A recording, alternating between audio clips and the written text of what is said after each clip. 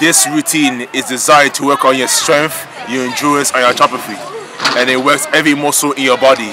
We are performing 10 exercises and we have a minimal rest in between to keep the high intensity going. Don't forget to smash that like button, comment down below and let me know what you want to see next.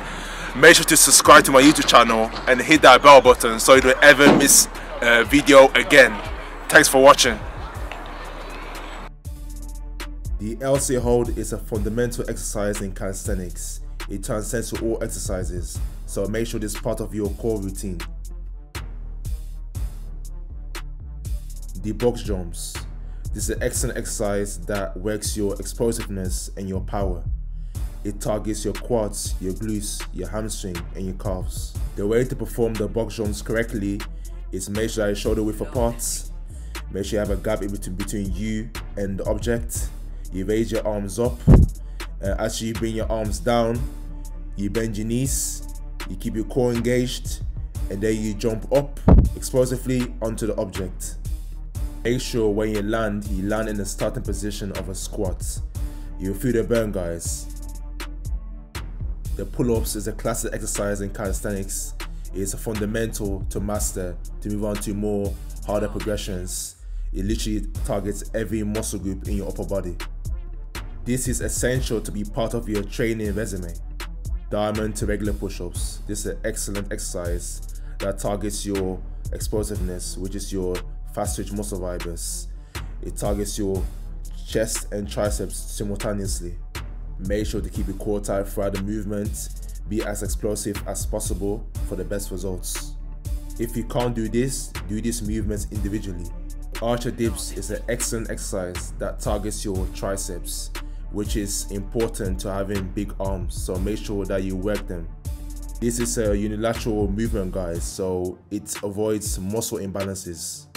If you can't do this, do dips.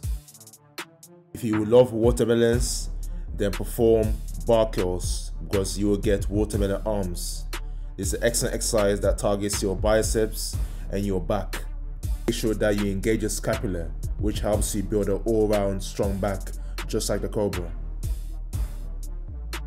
The high plank to low plank. This is an excellent exercise, guys, that builds your shoulder strength, your forearms and your core.